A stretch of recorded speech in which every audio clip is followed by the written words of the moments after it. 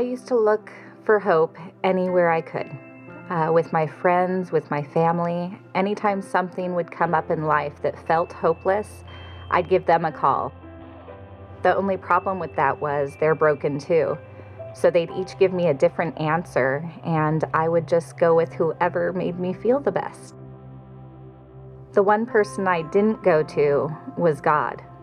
He was the one that could have helped, but I didn't have a relationship with him. I was feeling hopeless in my marriage. It didn't feel like anything would ever go right. And I felt more and more isolated without anyone to talk to or anyone that could understand what I was going through. I was ready for things to end in my marriage. By divorce, by separation, whatever it would take, I was just done. And then I found out I was pregnant. I thought there is no way something like this can happen at a time when my marriage is at its worst and we're done. So one day I'm walking down the street and a neighbor stops me to congratulate me on my pregnancy. And I looked at her and said it wasn't my plan. She stopped and looked back and said it was obviously God's. Just with those few words, I had no idea the impact they'd have on my life. God's plan? I didn't understand, but it made me think.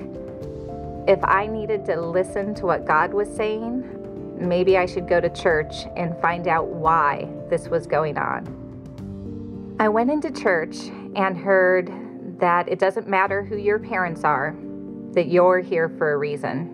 You were created for a reason. And I realized that not only I, but this new baby was here for a purpose.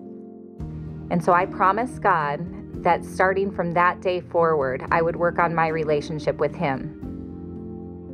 Once I put my hope in Him, I knew that I had to change.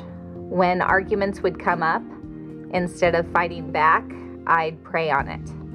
And that was hard because my natural instinct is to fight back.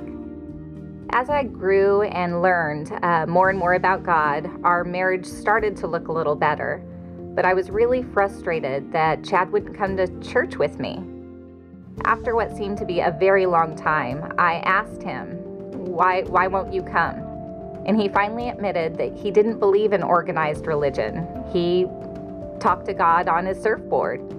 Then I asked him, why won't you give him just 1 hour once a week? If he truly has blessed you in all these ways and you believe in him, can't you just give him that 1 day a week where you go to him instead of making him come to you?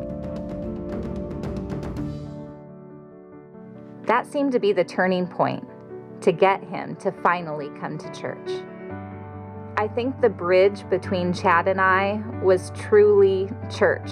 It was truly Jesus. Once we started going to church together, that bridge helped us reconnect in a way we had never connected before.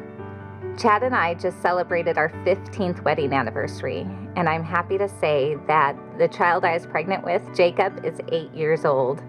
With his brothers Aiden and Gavin, we have so much fun as a family now.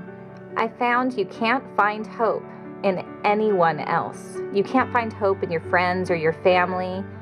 You have to go to Jesus first. In Him, you can find hope. In Him, your life will be changed.